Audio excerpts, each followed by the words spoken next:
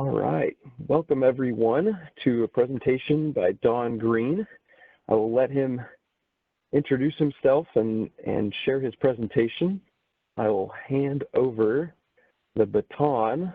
So thanks everyone again for inviting me. Let's jump to the next slide. Tell you a little bit about myself. I've been CEO of IISE now for 15 years. I am, like most of you, probably like all of you, an industrial engineer. And also probably like all of you, even before I'd ever heard of industrial engineering, I guess I was thinking like an industrial engineer. I grew up in Atlanta, and I chose to go to Georgia Tech here in Atlanta. And the only reason I really picked Georgia Tech is because I was good at math. And I figured that meant I must be an engineer because I wasn't going to be a math teacher. So went to Georgia Tech, didn't know what I was going to major in. Once I got there and took a few courses and reviewed the course catalog, I picked industrial engineering almost by process of elimination. I looked at all the other engineering disciplines and said, none of these sound like me. I'm not mechanical. I can't see doing electrical. I can't draw a straight line with a ruler, so I'm not civil. I almost picked chemical because I liked chemistry, but started looking through the curriculum, and there was a lot of labs, and that wasn't how I wanted to spend my afternoons in college. So when I got to industrial, I started saying, yeah, the improving processes, making things better, improving effectiveness, efficiency, that's me. So that's what led me to pick industrial engineering. I did not set out to be the CEO of a nonprofit association, nor did I even want to make a career in nonprofits. That certainly wasn't what I had in mind when I graduated from Georgia Tech. My first job was actually with Procter & Gamble. I was a cost engineer working at a pulp mill in the middle of nowhere and down in South Georgia.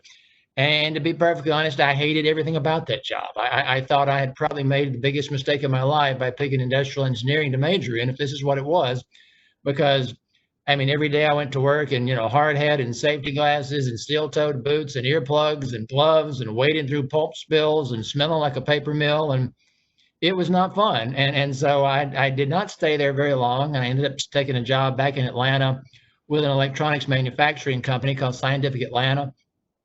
They no longer exist. They were bought out by Cisco Systems several years ago. But I was a manufacturing engineer on the shop floor and really liked that, making processes work better, finding the right equipment, the right way to work with our design engineers to in turn manufacture the product. That was enjoyable. And I concluded at that point that I had made the right decision to be an industrial engineer. After a while, I ended up getting a call from someone who worked at IIE, which is what it was before we added the S a few years ago. And she was someone that I had grown up with and I actually went to high school with, and she was an English major, and she was working at IIE, writing press releases and working in the publications area. And she said, have you ever heard of IIE? And I said, as a matter of fact, Lane, I have. In fact, I'm a member and have been since I was in school. And she said, well, we're looking to hire an industrial engineer. And I remember that was your major. Do you think you'd be interested? And I said, well, maybe. I'll look into it. I ended up taking a job with IIE. I figured I'd work there a year. Because I thought, okay, I'll make good contacts and I'll get right back out into the field and be another industrial engineer at some other manufacturing company. I ended up staying almost 10 years, thoroughly enjoyed the job. And when it was time to leave, I began to interview for jobs and discovered that almost inadvertently I had chosen my career path, because when you're 35 years old and the last 10 years of your life have been spent in nonprofits, you've become a nonprofit manager, because the manufacturing and service companies were saying, you don't seem to have experience in engineering. You're a nonprofit person, which was okay with me. So I ended up going to two other associations after I left here. One was an accounting CPA firm, and one was ASME, the mechanical engineers, and stayed there for several years, and then ended up coming back here when John Powers, my predecessor, retired. I had the right fit for what they were looking for, by being a PE, by having 20 plus years of association management experience, three different associations. I had gotten my certified association executive distinction while I was gone. And it worked out great for me. And I think it's been a good fit for I as well. So I guess the point of that story is, and I think you all probably know this, so some of you may be younger in your career, but everybody needs industrial engineers. And as I speak to a lot of college students and talk with them, I tell them, believe me, you don't know where your career is going to take you, but one thing that I can guarantee is that your degree is going to have you well qualified to be successful wherever it takes you. And that's proven the case for me in my nonprofit career. Let's talk a little bit about IISE. IISE has been around for more than 70 years. We were founded in Columbus, Ohio. I don't know if we have any Ohio State alums here on the call, but or in the meeting, but that's who founded us. There's several alumni from Ohio State in and around the Columbus area founded IISE in 1948. And you can see here our vision and our mission, and those are more than just words. We really do strive to accomplish that mission and to achieve that vision in everything we do. That underpins and underscores the works that we do here. Our real bottom line job is to support the profession and to support ISEs and make them better at their jobs. We have a new strategic plan. It's still relatively new. We introduced it about 14 months ago, really, in 2019. Our board of trustees worked in the last half of 18 and the early part of 2019 to develop the plan. I hope some of you have had a chance to already see it. We rolled it out last year. It's available on our website in much greater detail than I'm going to show you today. But you can see the 4 pillars of success, which is what we call those 4 columns you see listed there.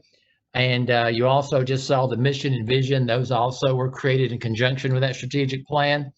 The 4 pillars you see listed here integrate the profession worldwide. IISE is a worldwide association, and we do partner with a number of other groups. We've got things going on right now. Just in the last month, we've instituted agreements with India and the Philippines, their industrial engineering associations, to create and provide some services in those areas of the world. We work in China, South America, and with a lot of other groups. But one of our pillars is to be a worldwide association.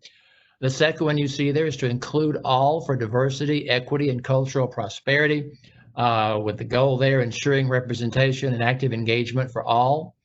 The third pillar, to strengthen the image, advocacy, and impact of the ISE professionals in the world. And you see the goal listed there, recognizing and promoting our impact and broadly conveying our contributions. That does not mean the impact and contributions of IISE, but of industrial and systems engineers. And then the fourth pillar is to excel in customer experience for everyone, for our members, for our partners, and for our affiliates. The goal underneath that is to deliver excellent value to everyone we come in contact with. In addition to those goals and pillars, we also have metrics like any good industrial engineering association would.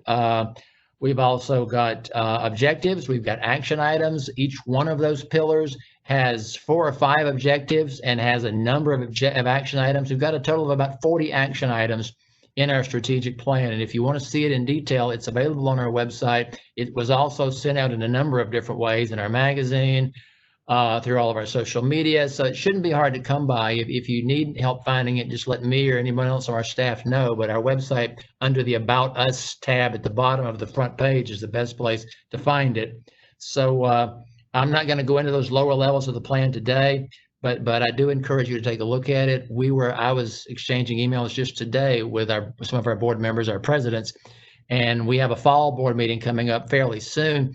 And we're going to take a second look, or really a third or fourth look, I guess, at that plan, going down deeper beneath what you see on the page here to those objectives and action items, and seeing how they need to be amended in light of the way the Institute itself is being recreated as a reaction to the pandemic, which we'll be talking about on the next few slides. But the strategic plan, I know some groups in the past, sometimes they'll write a plan and they'll just put it on a shelf, and 5 years later, it's time to write a new one. Ours really does drive what we do. So you'll take a look at that plan. You'll see everything that's going on. Let's talk about the COVID impact on the Institute, because it's frankly very significant.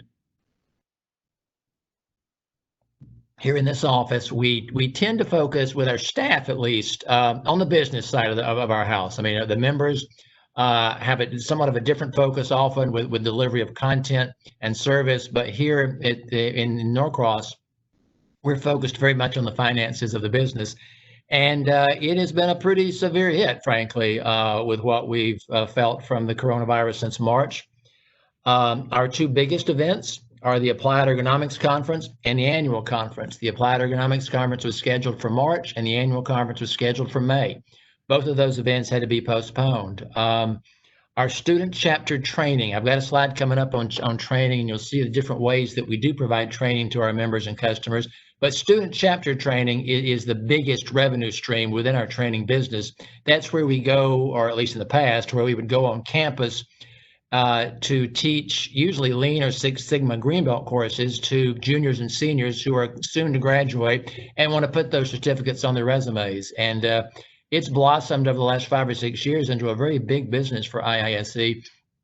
I've oftentimes said to some of the students and some of the chapter leaders, it really is a win-win-win. And by that, what I mean is that the students themselves win because they take these classes at deeply discounted rates, and they in turn are allowed to put those or enabled to put that on their resume, and it helps them find jobs. And I know for a fact it works. I've had many anecdotal stories from young IE professionals who have said, my certificate helped me get this job. My company told me it made me stand out. So I know the students win. I know the chapters win because the student chapters usually increase a little bit the discounted rates that we charge them so that they can make money. And it funds sometimes their entire year's activities, whether it's attending student regional conferences, attending annual conferences, or just doing other activities throughout the year. And then finally, IISE wins because it's a good revenue stream for us. So that's been a real good business for us. Well, our 2 biggest training months for student chapter training are March and April. And I think we had 19 classes scheduled this year in March and April. We didn't hold a single one of them. We converted what we could to virtual, to online training, and that was possible for some of those, although we did lose some registrants from them. And then the others that couldn't be converted or they weren't willing to do them online because it was also new back then as to how things were going to shake out with the virus, that we had to cancel. So we lost a pretty significant revenue from those 2 conferences and from those training classes. Our focus right now, from a business perspective, is on revenue generation and cost control. We're continuing to, I think, offer excellent service to our members and our customers, but we are really battening down the hatches and focusing all we can to generate revenues while we keep our costs as low as we can. It's also a challenge to plan right now, and I know all of your businesses are facing this as well, but in our business, to give you a detailed description, we constantly have to prepare for scenarios because nobody really knows how this is going to shake out. When will we be going back on college campuses and providing training? When will we be delivering conferences face-to-face? And we have hotel contracts signed. We have revenues budgeted and planned for. So on the annual conference, I'll get to that and show you how quickly things have to pivot. And finally, I'll mention the sense of urgency that certainly the staff is working under and our volunteers as well. Our board of trustees meets every month, at least on Zoom, and we're working very hard to resurrect the business in a new form. Let's talk about that Applied Ergonomics Conference for a few minutes. As I said, it was postponed from March to August.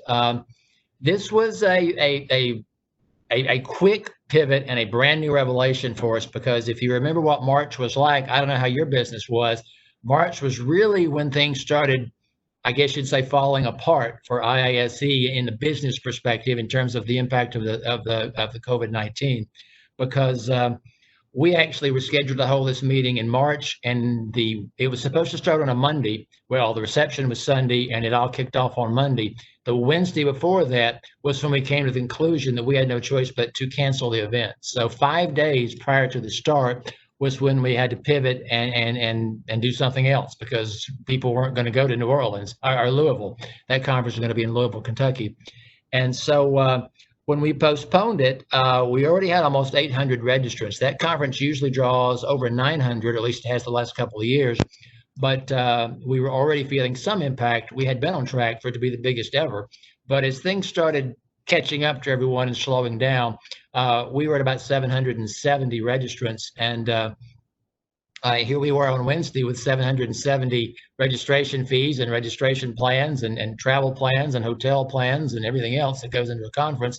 And we had to get the word out that it wasn't going to be held. So we developed a model. Our goal at that time was to hold on to as much of the registration revenue as we could. We did not want to be refunding $770,000 to the people who had paid that to come to the conference. So we delivered a model to them that would allow us, if they would allow us to maintain their registration for 2021, then they would be registered for 2021 conference at 2020 rates, and we in turn would make them, would give them a free year of membership in the Applied Ergonomics Society, and we'd give them the virtual conference, which we had determined to develop at no extra charge. So in essence, they got 2 conferences for the price of 1.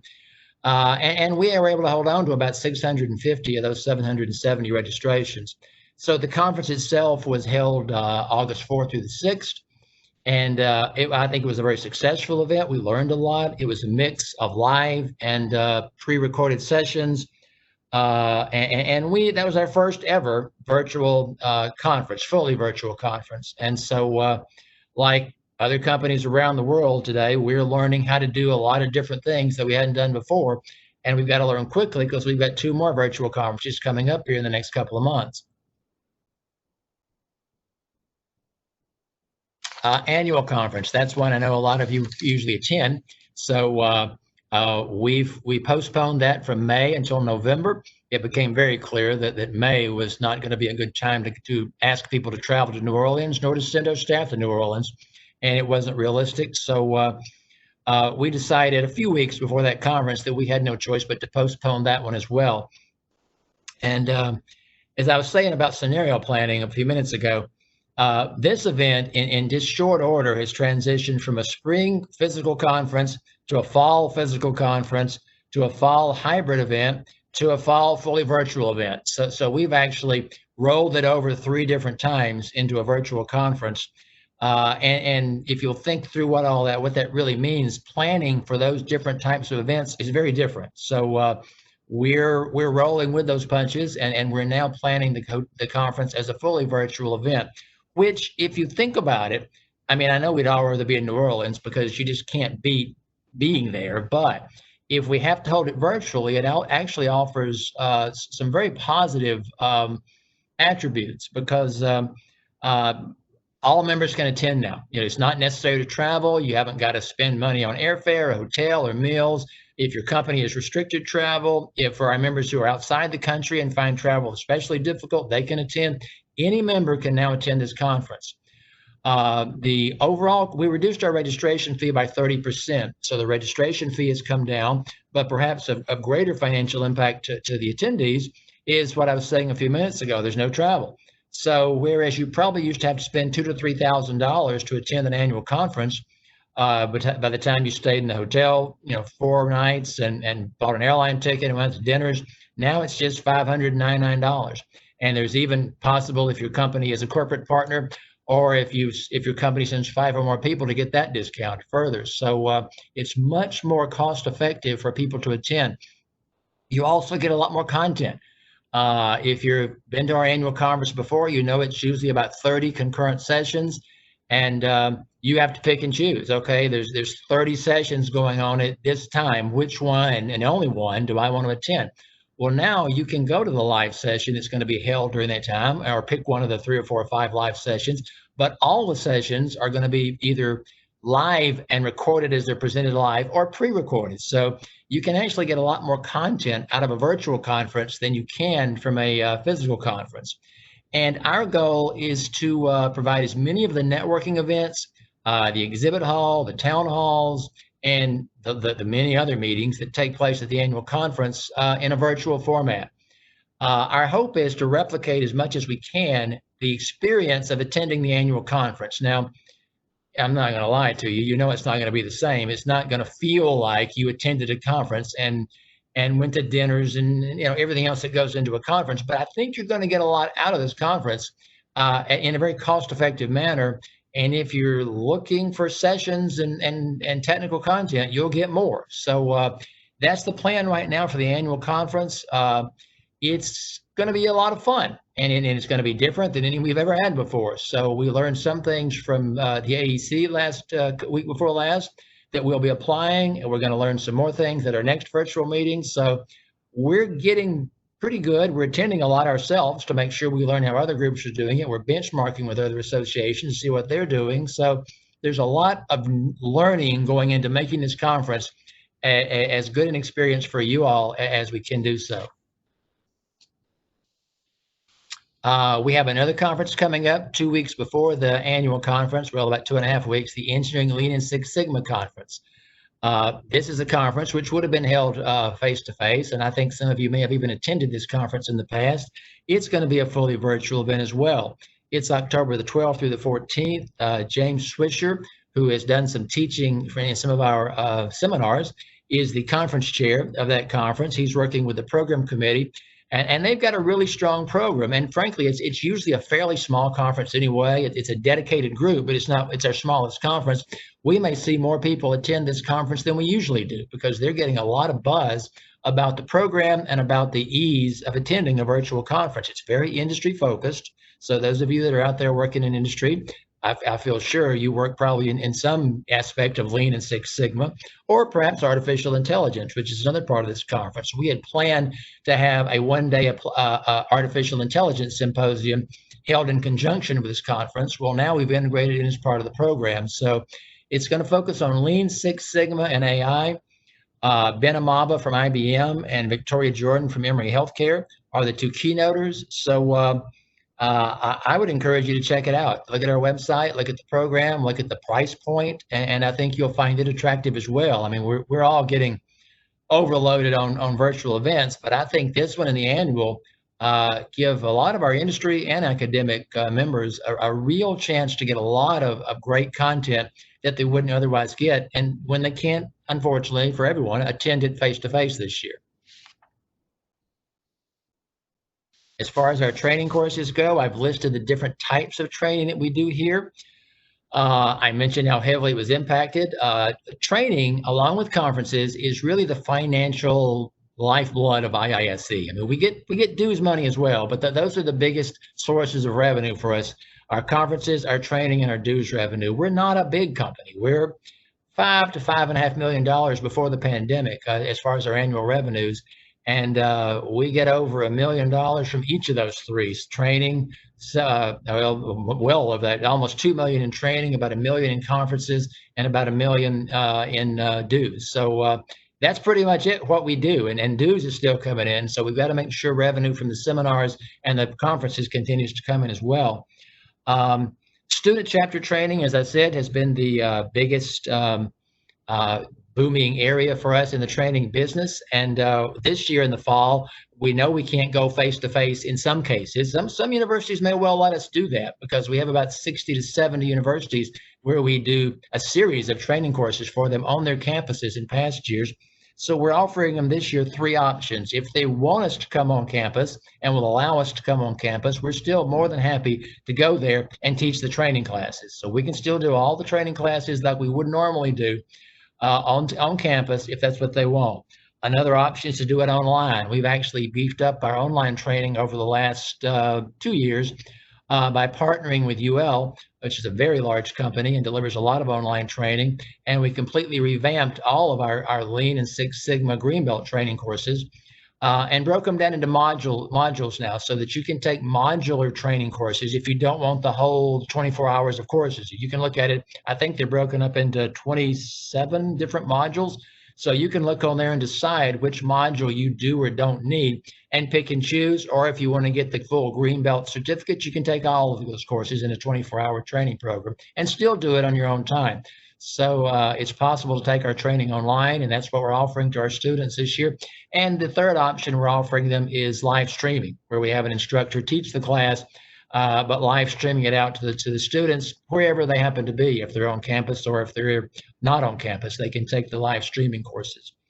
We've also developed some new micro-learning courses. You've probably seen some emails about that. Those are 1-hour courses. I think we've got 11 of them that we're the last I looked, 7 of them were out, and the other 4 were about to be out. So all 11 may be out by now, but they're more focused, lower, not lower level, but intensive 1-hour training classes on things like, business development or regression analysis, some more technical courses like you want with IISE, some statistical courses that we would be teaching. So those are 1-hour micro learning. I think we're charging $39 for them. So we're not charging much money for that. And they're obviously available online. We're doing a lot of webinars, and you all are probably getting maybe more emails than you want from us, but there's a lot going on. We want to make sure you hear from us. Scott Sink has been sending a lot of the emails out on the webinars because Scott is really leading the development of them.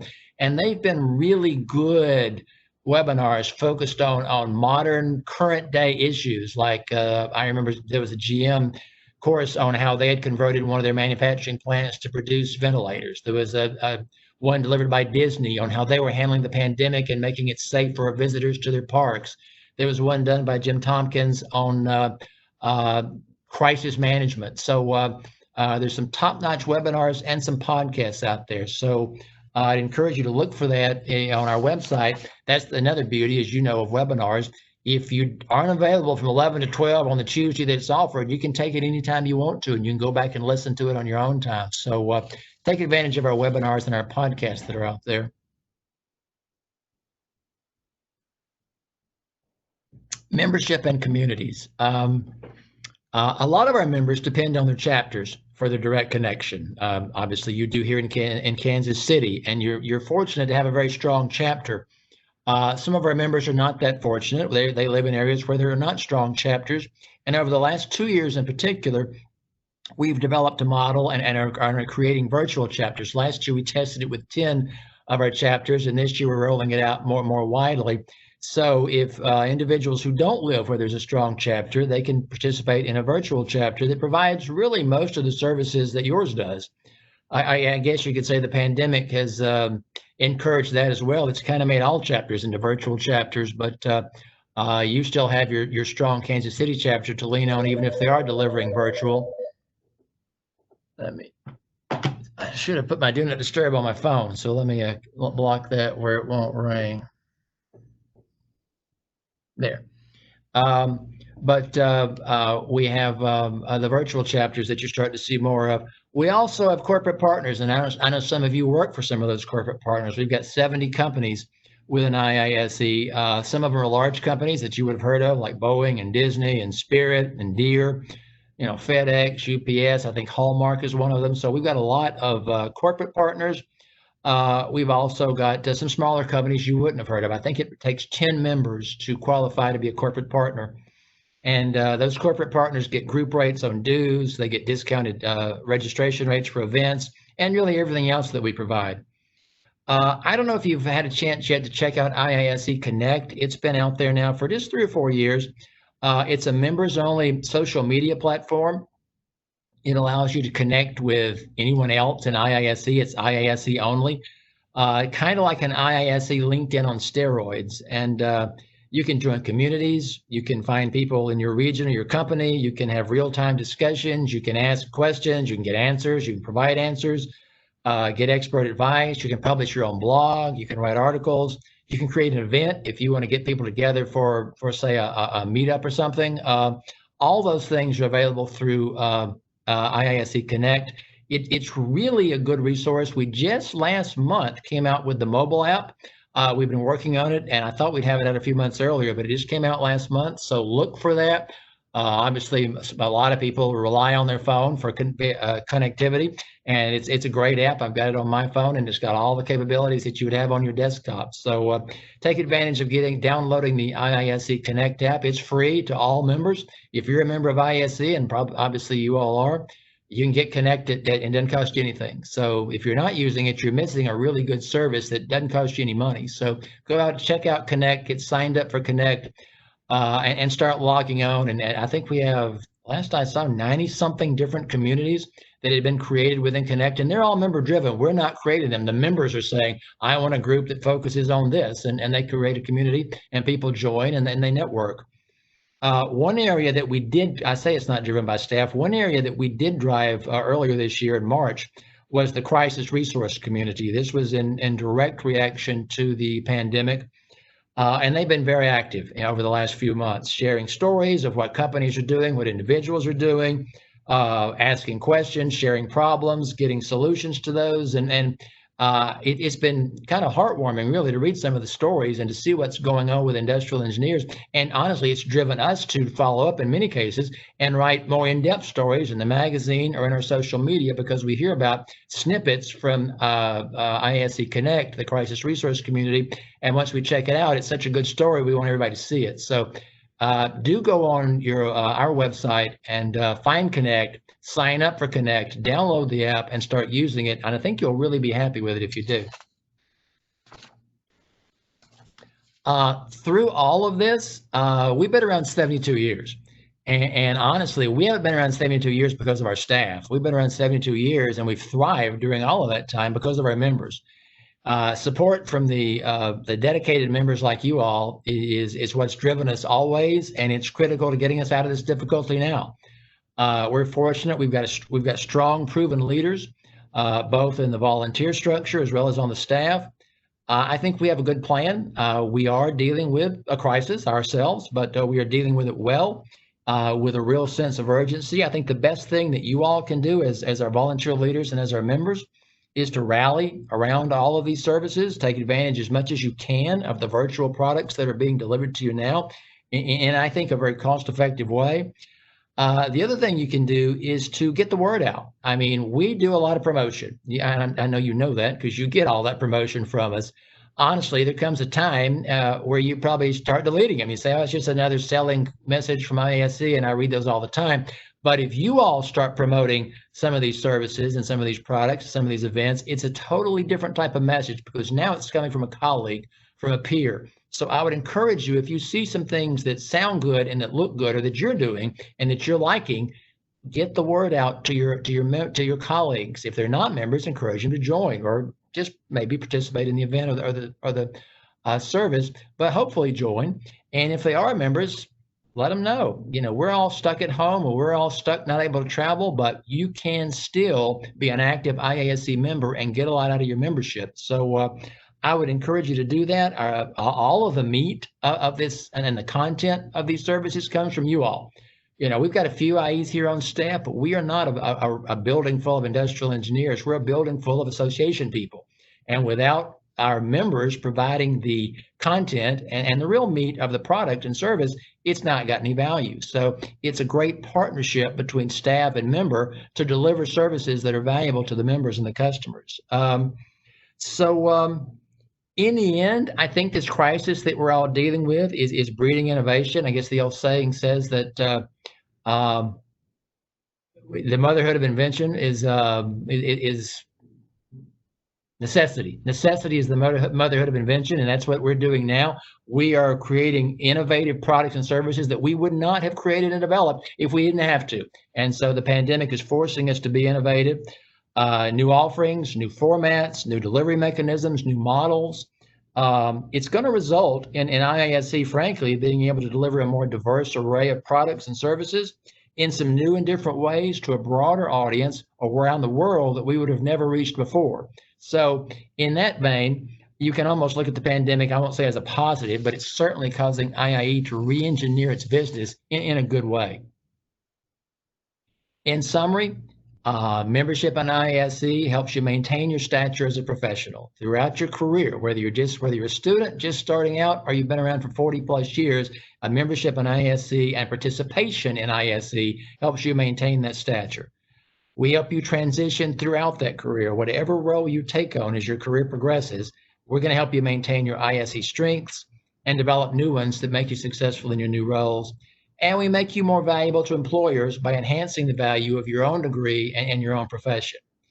I really can't emphasize enough that IISE is your association, and it can be a valuable asset to you at all times in your career. And I'd like to encourage you all to maintain your membership. We appreciate you more than you know.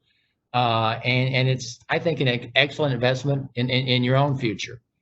It's relatively low cost, high value, and it can mean a lot to you. So just want to encourage everyone to stick with us throughout this, and I think you'll be glad you did. Going back, I want to close by going back to that strategic plan we talked about earlier. You see those 4 pillars again. And if you didn't notice the first time, you can see it here. It's IISE. I have somebody on our board thought that was cute. And so integrating, including, strengthening, and excellence is IISE. And those are the 4 pillars of success for the Institute. By now, I hope you can see that we are continuing our mission to focus on serving the profession.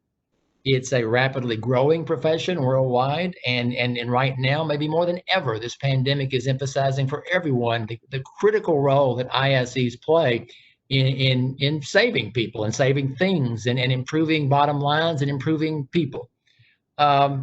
We strive to be an excellent experience for everyone who engages with us. And with your help, we're going to get through this just fine. So we're going to be a stronger and better association, well positioned for future success. Took about a half hour, 40 minutes or so to talk through that. That's all I've got, but we can open it up for any questions. If anyone has any comments, or if you all have some other chapter business you need to discuss, turn it back over to Emmett and let Emmett take the screen away from me and open it up where we can see everybody again. And I just want to thank you again for inviting me to come and speak to this group. It's always a lot of fun. I know several of you, and I hope to get to know all of you. Maybe we'll meet in Montreal in May of 2021. At least I sure hope we're all there. So anything from I sure hope so too. Thank you so much, Don. Do you have any questions for Don? Don, I'll ask you a question. So on the IAB call last week, you talked a little bit about, and you mentioned it today too, the 30% reduction in the cost or the registration fees for the annual conference, and you had explained the costs that are still involved with doing it virtually. Can you kind of talk through that with this group too? Yeah, sure, Anita, I'd be glad to. We did do a lot of benchmarking. We looked at what other associations are doing, and to be perfectly honest, virtual conferences, only virtual conferences. Everybody's been doing some virtual formats, but in terms of doing a fully virtual conference, it's so new. I can't pretend there's any industry standard. Some groups aren't discounting them at all. Some groups are giving them for free. And, so we gave the AEC more or less for free the first time as a way of maintaining registrations for 2021. But 30% seemed to be where a lot of people were landing. We looked at Informs, which is a group we get compared to a lot, the Operations Research and Management Science group. They discounted by 35%, but they're a bigger conference than we are. And when you're spreading fixed costs, we're all engineers, we understand that equation. If you're spreading fixed costs over more people, it's easier to lower that fee. We looked at HFES, the Human Factors Society, and they discounted 20%. We looked at AISE, which is the American Society of Engineering Education. They discounted 30%. And 30% seemed like it would allow us to cover those costs that we're going to incur and still hopefully generate the revenue that we need to generate. It won't generate the gross revenue, but hopefully the net revenue will still be there. It's a crapshoot because we don't know how many people are going to come, but we are going to incur costs. There's somewhat of a misconception among people who don't put on virtual events that virtual events are low or no cost, and that's absolutely not the case. We're using Cadmium, the platform that we would have already been using for annual conference submissions, and it's so deeply embedded in our conference itself and the abstract and paper submission and the review process that it made sense to also use their virtual platform. Cadmium charges, I think it's $39,000 just to use the software. Then they charge $29,000, I think, for the virtual conferencing. Then they charge $3,000 per room is what they call it. And the per room charge means that if we're having 5 concurrent tracks that day, we're taking up 5 rooms. If we're having 5 concurrent tracks for 3 days, we're taking up 15 rooms. So the cost to put this conference on they may be overall in total lower than they would have been for a full conference because we do away with the food and beverage, but we pick up a lot. Oh, and I didn't even mention the technical support that's necessary. You pretty much got to have a technical person for every room from Cadmium because things come up. And I think they charge $1,000 per day per room for a technical person. So every staff, and there's a lot of staff support both here and from Cadmium that'll be necessary to put that event on. So there are tens of thousands, well over $100,000 of dollars to put this conference on. So we discounted it to $599. If you're a corporate partner, it's $449. If your company offers 5 or more attendance, has 5 or more registrants, it's $499 instead of $599. So we felt like lowering the conference registration fee by 30% was where we needed to be. And it seemed like when an attendee looks at the overall cost of attending, as I mentioned a few minutes ago, I'm just going to throw out $3,000 because maybe that's a little on the high end, but our hotels are usually at least $200 a night. So if you're there 4 nights, you just spent $800 to $1,000 on a hotel. You just spent $300 or $400 on an airline ticket. You just ate out every night for 4 nights. So, and then you add our $1,000 registration rate into that, you're probably spending $3,000. $600 is an 80% discount.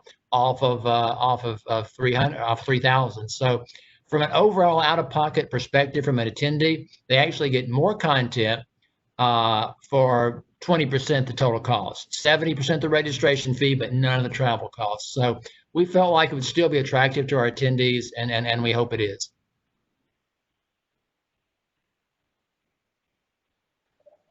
Anything else? Yeah, hi, Don. This is John Huffman. You mentioned the corporate memberships, and obviously those are incredibly important in IISE. But what percentage of our professional members are being taken care of through corporate licenses? I don't know the answer to that, John. Doug Long probably would know. I know that we have about 70 corporate partners, and some of those companies, like Boeing, has hundreds of members. Right. And some of those are as small as 10.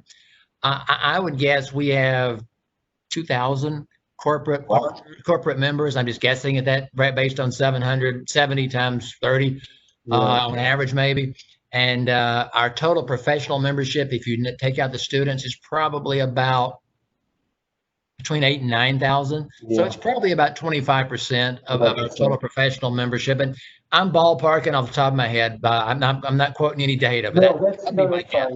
Yeah. The reason I'm asking, Emin and I have had this conversation many times. One of the situations we have in Wichita is 90% of our members are covered by one of 3 corporate memberships. Right? Yeah. And obviously Spirit is half our members. Yeah. And we're going through some critical times in the aerospace industry right now where they're going to look very closely at the costs that are being incurred. And we're kind of scared, to tell you the truth, I mean, we could see half our members disappear overnight, pretty easily. Now, thank goodness we've got some pretty outspoken people at Spirit who keep reminding them that they've gotten a lot of benefit out of being part of it. Yeah. Unfortunately, a lot of those are like me. They're getting kind of a lot of frost on the top here and get ready to go out the door. Are there resources in IISE to help us spread the word about how good it is to be a corporate member? Yes, there are. Bill Boyd is our membership director, and Doug Long is our director of strategic alliances. And Doug works probably most heavily with the corporate partners, but Bill's pretty involved too. And they're both. We have a management team of 6 directors, and they're 2 of those 6 directors. Both Bill and Doug are industrial engineers. They've been around a number of years. Bill actually came to us from a corporate partner. He was with CNA Insurance for 30 years. Before he retired at CNA, he'd been a member for a lot of years, an active volunteer. He'd been chairman of one of our conferences, the Applied Ergonomics Conference. And so when he retired, he actually lives right here in Norcross. He came to us and said, I've retired from CNA, but I'm really not ready to completely retire yet. What does IIE have that I could do? And we talked, and he seemed like a great fit. He's very high level. And he was very high level at CNA to step in and be our director of membership. So Bill's got good firsthand knowledge of what companies get because he was in that role for a lot of years before joining our staff. Excellent. I will touch base with both of them. Okay. I'll tell them too, John. Yeah. By the way, I didn't mean to imply that people will drop out of IISE if they're not supported by corporate membership. Hopefully, we've done a good job of making a case that there's value in this, no matter whether you're paying out of your own pocket or somebody else is paying for it. Yeah. But at the same time, I think it's worth our while to make sure that we're pressing, that we're getting that message out there now. While decisions are being made that we're not always privy to. Yeah. Good point. Yes. Okay. Anything else? Well, I'll second the pay out of your own pocket because I actually had to do that this year. So, still a member. Yeah, well, we appreciate that, Jay. That is good. Well, a lot of I've been around a long time. I mean, I stayed a member for a lot of years after I graduated, before I came here, and after I left here. And I remember the day when companies almost routinely paid dues. And that's back in the day when IIE had a lot more members than they do now. And then sort of a wave swept through, primarily economically driven by recessions and things like that, whereas most companies stopped paying dues. They'll pay for conferences, but they won't pay for dues. And when that happened, we really had a membership drop. And I like to think that it's worth $169, whatever it costs to be a member. But I understand it's still real money that people have to decide if they want to spend it or not. We appreciate those that do.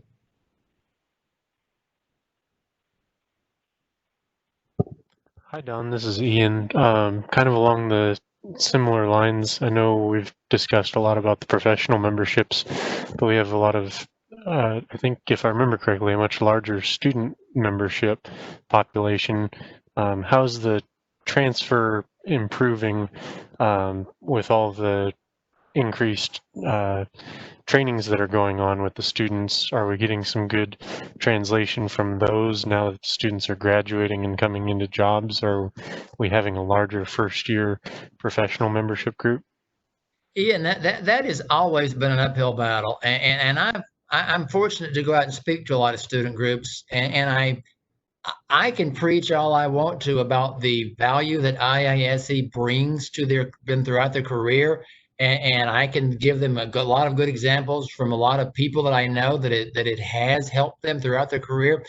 But and we've discounted our dues. We give them a 2-year up climb where the first year it's 50% of dues, the next year it's 75% of dues. It's not until the third year that they actually have to pay full dues.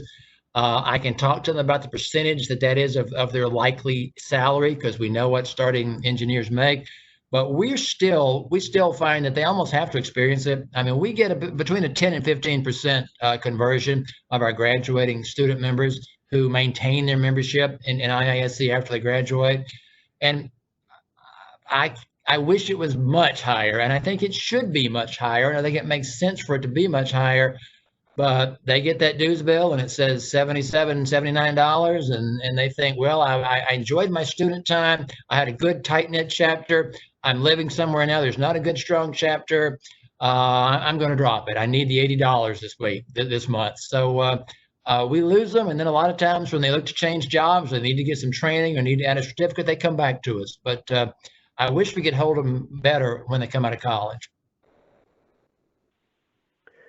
And I think that might be related a lot to the individual chapters actually being involved with the student chapters, the professional chapters and the student chapters getting together and providing value for them early, so that they see what it's really about, and they want to still be involved and take maybe that a piece of that student group and put it in the professional world. But that it's a challenge. It's a challenge, and especially now. Now with the virtual world, it's kind of hard to provide a good value for the student body, I think. But we've got a good group. I think that's a lot. We've got a good group that formed several years ago called the Young Professionals, and I think you have to be 35 and under to be in the Young Professionals. But they really focus on integrating those graduates into the profession, not just technically, but some simple things like you're out of school, you got to find a place to live. How do you function on a day-to-day basis? How do you function now that you don't have your student peers beside you every day? And there, it's a great group. We're doing everything we can to try to reach those new graduates. And like you say, the chapters play a key role, but the unfortunate thing is we don't have a lot of Kansas City chapters out there. A lot of our chapters struggle to be vibrant like yours is. Anything else? Okay, Emmett, it's 1:55. We pretty much filled the hour, but this was fun. Absolutely, I think it's great. Lots of fantastic information. It's good to hear that really everything is still very strong. We've moved virtually. A lot of the chapters have been providing their information via webinars and their YouTube channels. I know that headquarters have been putting out just as much material virtually as you would have in person, and it's great to see all this continued engagement. So thank you so much for joining us today and giving us this presentation, and I look forward to meeting you in person whenever that may be possible. Me too. Thanks for inviting me, Anita. This was a lot of fun. Great. Thanks for joining us, Don. Thank you. Thanks, Don. All right, thanks. Take care. Thank you. Yeah. Thank you.